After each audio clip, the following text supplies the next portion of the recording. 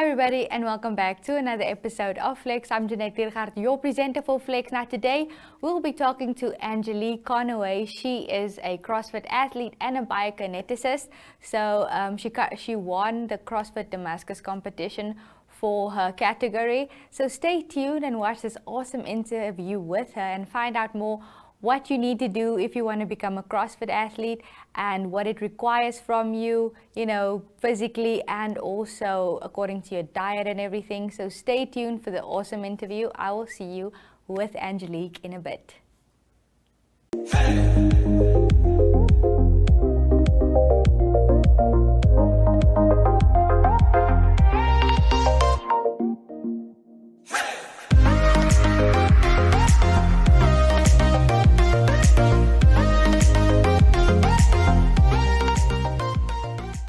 Hi everybody and welcome back to the interview. I'm with Angelique Connoway. She is a CrossFit athlete and a biokineticist as well. Angelique, how are you doing? I'm doing very well, thank you. Thank you for being with us. I'm very excited. Yeah. Okay, cool. So we'll be talking more about your CrossFit journey and when you got into it. Can you perhaps just tell us when it all started? Yes, I started CrossFit in 2017. Originally, I started it to facilitate my cycling. I was a cyclist, and later on, we've got an online competition every year, so it's worldwide. So all the CrossFitters all over the world takes part in it. It's called the CrossFit Open. So I did my first CrossFit Open in 2017, and it was so cool and so competitive that I left the cycling and just went over to just doing CrossFit. Okay, awesome. Yeah, so that's when I started. Yes. So when it comes to the CrossFit, I know it probably takes a lot of training, and recently it was the CrossFit Damascus competition. Can you perhaps just tell us how that went? And I understand that you were the winner for your division. Yes, yes, I was. It was really good. It was really nice. All the workouts were planned out really cool. We don't have a lot of competitions in Namibia. I think because the community is so small and it takes a lot of effort to arrange competitions. But yeah, it went really well. I was lucky enough to win all three workouts. So yeah. Okay. Can you perhaps tell us the divisions that you won? Okay, so in CrossFit, there's a scaled division and an RX division. So scaled is usually for the beginners. If you can't do all the movements yet, then that's the division that you take part in, and then you get the RX division. So that means that you're pretty sufficient with the movements and efficient with the movements, and you can do most of them. So I did the RX division, which was individual. Yeah, so that was individual ladies and males, and then the scaled was teams, so female teams and male teams. Yes. Okay, awesome. So can you perhaps tell us what it takes to become a winner in CrossFit in the different divisions that you won? Okay, so training looks different for different people depending on what your aspirations are. My training at this stage, I train between 2.5 and 3.5 hours a day, depending on what part of the season you're in. So right now, a day of training will be about 20 minutes warm up, and then you spend about an hour on just strength training. So that can be either Olympic lifting and squats and deadlifts and stuff like that. And then we've got gymnastics. So there's three parts in CrossFit. You've got your weightlifting. The second part is gymnastics, and then the third part is metabolic conditioning. So that's just lungs and heart. So my training would be about an hour of just lifting weights. and then about 45 minutes to an hour of doing gymnastics and gymnastic skills. And then the last part of my training would be just heart rate stuff. So doing a whole workout, incorporating everything that I just did. So about 2.5 to 3.5 hours a day for 6 days a week. See, that sounds very hectic. Okay. And it is a lot of volume, but if you enjoy it, then that's the main part. You have to enjoy it. If you don't enjoy it, or if it's a job, or if you feel like it's a job, then just leave it. It won't be fun. Yes. So can you perhaps just tell us how long it took you to, I want to say, get to pro status? Well, I wouldn't say pro, but thank you. About a year ago, so I did CrossFit not really as a sport, but more as just wellness. And then last year in the lockdown, I had to find something to devote myself to, otherwise I was going to go crazy because we were closed for a month. So I had an entire month to do something. Mm-hmm. So I decided to start devoting more of my time to CrossFit. So I have been doing it for 5 years, but only seriously, I'd say the last year and a half. But if you do take the time and put in the effort, then also depending on your background, if you maybe have done gymnastics as a youngster, that makes the process a bit easier. But if you devote time to it, I'd say a year, and you'd be able to definitely do competitions. Yes, absolutely. And you mentioned that you were into cycling previously. Can you perhaps also just tell us where your love for fitness came from, or when it started? I used to be a gymnast, so I did gymnastics from the age of 7. I did it for 13 years. So I was born into it and raised in sport, and I really loved it. When I went to university, the gymnastics just I really didn't have time for it. Yes. And for fitness, I actually had an injury while in primary school and had to go for rehab at the Biokinetics. And after my first session with the bio, I knew that that's what I wanted to do with my life. So I went on to university, became just that, and it's very convenient for me to have a physically active job. So, I'm doing what I love in my profession and also in my sport. I'm very lucky. Yes, no, absolutely.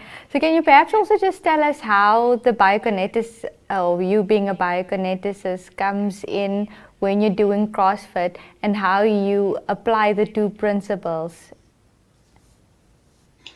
Well, at the end of the day, movement is life. So that's the mantra I live by. So with rehabilitation, I actually incorporate a lot of CrossFit movements. Most people think that CrossFit is just throwing around weights with double your body weight and doing pull-ups and all the rough stuff. But it's really, once you break it down to the fundamentals, there's actually a lot of physical rehabilitation accompanied with that.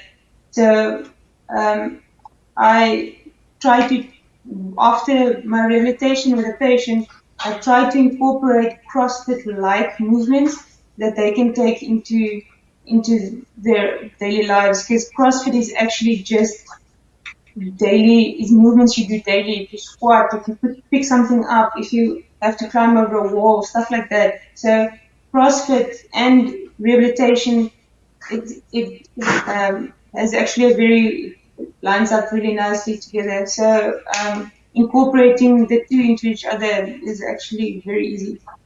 Mm-hmm. Okay, awesome. So let's talk a bit more about you. Where you are, where you're from, what you love doing when you're not doing CrossFit. Okay, so I was born in Walvis Bay. Went to school here until about grade 11. And then moved to Stamford. It's the southern part of Namibia, Yes. close to Mariental. I matriculated there, and then I went over to study at the Northwest University of Potchefstroom. I did my 3-year degree there, and also completed my honors. And then I came back, did my internship back here in Walvis Bay. And after 2 years of working for a biokineticist, I brought over the practice. So that's that part of my life. What I enjoy, other than CrossFit, is I like fishing.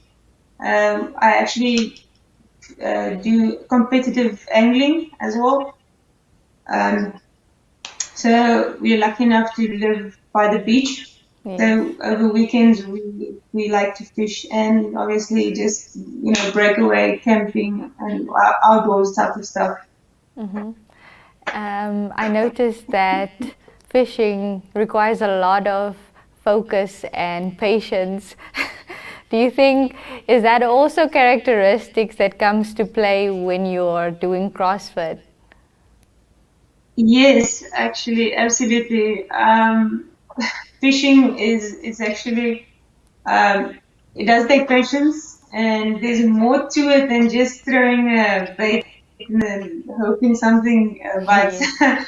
But also, yes, with CrossFit, it is important to have patience because if you look at any CrossFitter, no one just woke up one day and, oh, they're strong or they're fit, or they have a physique or whatever. And that is actually a problem in modern societies because everything's instant. Yeah. They can just go to the shop and have instant food or go onto your banking app and just instantly buy electricity or airtime or anything. Everything's instant.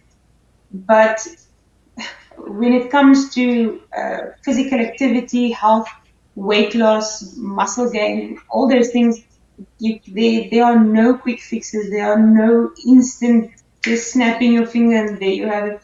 So yes, a lot of patience is needed. And sometimes it is hard to just trust the process, but it is absolutely worth it. Yeah. No, I think so too. So, and when it comes to your diet, what do you do to complement your workout and to recover quickly? What is it that you use and that's important?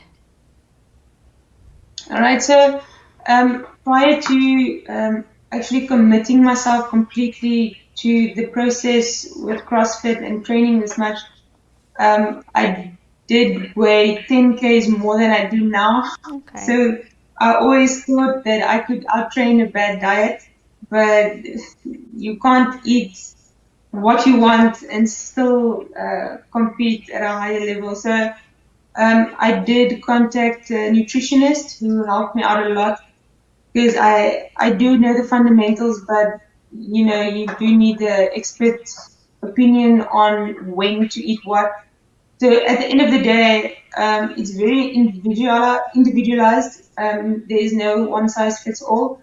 So the main thing is carbs, just all the carbs. Most people think that if you cut out carbs that's the way to lose weight or to look good, but it's really not. Carbs is the way to go.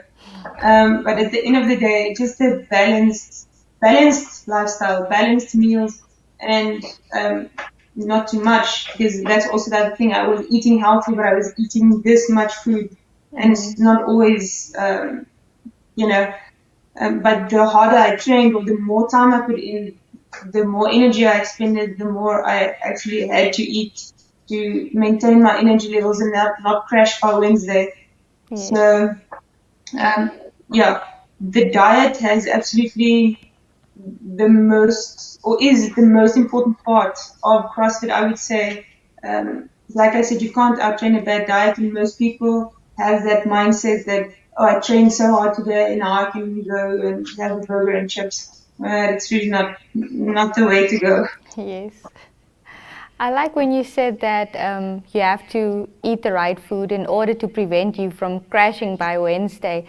Can you perhaps just also explain that and what that crashing entails and how it is important to always keep your energy levels up and look after your body and even sleep enough? Okay, yeah. So obviously, the saying where they say the breakfast is the most important part of the day or the most important meal of the day is very true.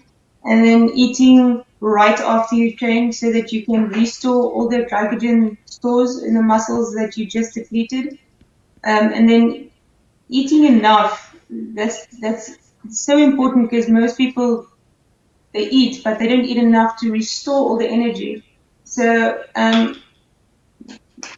people have to understand that they don't just train, they also move during the day, they breathe, they do other stuff other than just existing. So that obviously also uses energy and your body needs fuel. So um, I ate an average day, I eat a big carb, a lot of protein and some healthy fats. And then I do supplement with some creatine, just helps the muscles restore everything.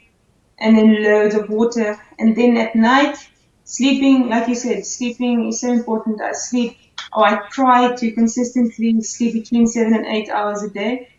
And I do feel that if I don't stick to that, then I do burn out very early in the week. And as soon as you start burning, that's when injuries start to happen. You can't perform, understand that you have to perform. At the end of the day, by Wednesday you just survive, and that's not the intention of your training. The intention of your training is to obviously ramp up, to get fitter, to get stronger, not just to survive. So sleeping and nutrition is two of the most important, not just in CrossFit, in everyday life, in any sport. That should be main priority. Yeah. I just want to go back to where you said that you have to almost refill your glycogen stores again. I know for many people, they probably don't know that, when you have glucose, it gets stored as glycogen in your muscles. And I know it's not something that you can physically see and constantly maintain and make sure, okay, my glycogen stores are depleted, I have to get them back again. Can you perhaps Yeah. also just explain that concept? And because I was always of the opinion, or I thought that, if I'm going to not eat the next day and I just constantly exercise, then I'm going to tap into that glycogen and then I'm actually okay throughout the whole day. But can you just talk Yeah. about the importance of keeping that glycogen in your muscles? Okay, so when you do have a strenuous workout, your main energy source is the glycogen source. So that's the energy in the muscle. Your body will take any type of carb or sugar and turn that into glycogen. So if you have a strenuous exercise session, say for an hour, your body used most of the stores or most of the energy stores. So right after you exercise, that's I want to say the most important part of your day, because whatever you consume there, that's going to determine if your body can fill back up the stores. If you don't eat the right food, like a carb or something like that, to refill the stores, you're just going to go into a deficit every day, into a deficit, until the muscles can no longer properly work Yes. or have that outset that it usually does have. So right after you train, I want to say that's probably the most important part of the day where you want to consume good type of carbs. Yeah. Now, I also know that or some people prefer to fast when they're working out, maybe early morning, and then they're like, okay, I'm not going to eat anything. I'm just going to start training. Can you perhaps explain to us how that can become dangerous? And does that work for everybody? Well, there's no one size fits all, but I wouldn't say there's really a danger to it if you aren't susceptible to low blood pressure and stuff like that. Intermittent fasting has scientifically been proven to normalize your insulin and glucose response. So for some people it works, where they just have a certain period of eating, even training in a fasted state. I know a lot of professional CrossFit athletes also actually do intermittent fasting. So there is definitely truth to it, and there's definitely it's not bad. So, but for me personally, I don't want to train on an empty stomach. I would rather eat before I train and use that fuel instead of tapping into that glycogen stores, having to refill it even more afterwards. So, but it's not good or bad. It's not necessarily dangerous. If you, I would say probably the only people that would be really dangerous for, or might be dangerous for, is people with diabetes. But even then, so science has shown that diabetics overall has benefited with intermittent fasting. So yeah, it goes from person to person. There's really no one size fits all. Absolutely. So then I presume it's important that you know your body and that you actually speak to a nutritionist as you did, so that they can just give you the proper scientific guidelines. Exactly. Because we often think that we know a lot, but we don't. So just trust the professionals to. I mean, that's why they're there. If it weren't for a nutritionist, then I probably wouldn't be able to train and compete at the level that I am. Yeah. And just to conclude, can you perhaps just tell us what is the lying ahead for you, and what you're planning in terms of competitions, and are you going to compete, I want to say, internationally as well?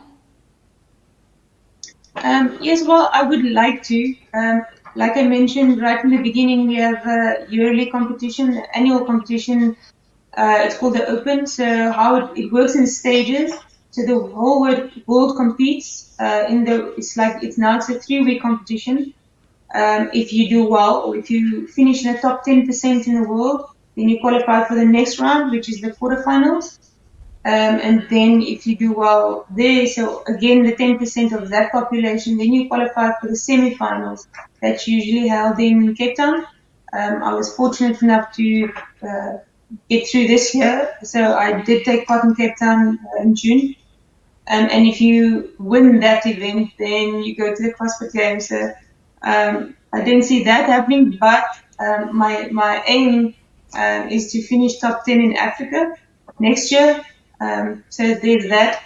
Then I've qualified for an in-person competition in Johannesburg. It's called the Battle. So that is 13th of November. And then there's a Namibian competition in December, fittest in a number. It's really cool. And if you are at the coast, please go check it out. Some super cool fit people taking part, doing some really incredible stuff. The format is also again male, female teams. But yeah, it's something to look forward to, and it's really cool. There's of the workouts takes place on the beach, and it's just a very cool vibe. So for the remaining of this year, it's just those 2 competitions, and then next year they're open again. And I want to say that it's never impossible. Maybe you'll be the first Namibian to go to the CrossFit Games. No, there was actually a Namibian that did, Quentin van Dooyen. Yeah, he qualified for the CrossFit and did go to the CrossFit Games, which is pretty cool. I don't want to say never, but for now, top 10 in Africa that's where my sights are set. Yes. Maybe if I train, nothing's impossible, like you said. Absolutely. I can't wait to keep following your journey and to see where you grow and be inspired, Because I think a lot of women or us chicks were like, you know, I don't want to look too muscly, but I mean, why not? Nobody said you can't. Yeah, well, exactly. And most people, that is also CrossFit. It's a misperception that you're gonna get a lot of muscles. It doesn't happen by accident. Yes. It really takes a lot of work. So if there are any ladies out there scared that they might get too muscular doing CrossFit, I promise you it's not going to happen by accident, and it's not going to happen overnight. So feel free to just start. It's really a life changer. It's awesome. It's a really cool sport. Thank you so much, Angelique. I had fun talking to you.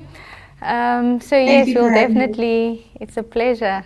We'll definitely see you where, what competitions you're going to compete in and how you're going to grow. So we'll definitely be in contact. Great. Thank you so much. I appreciate that. Awesome. So that brings us to the end of this interview. I will see you guys in a bit.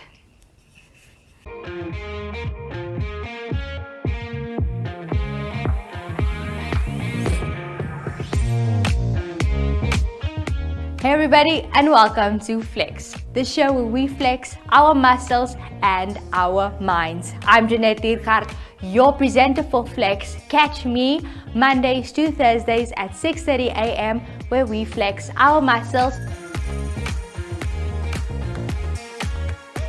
and on Fridays at 5:30 p.m. where we will be flexing our minds.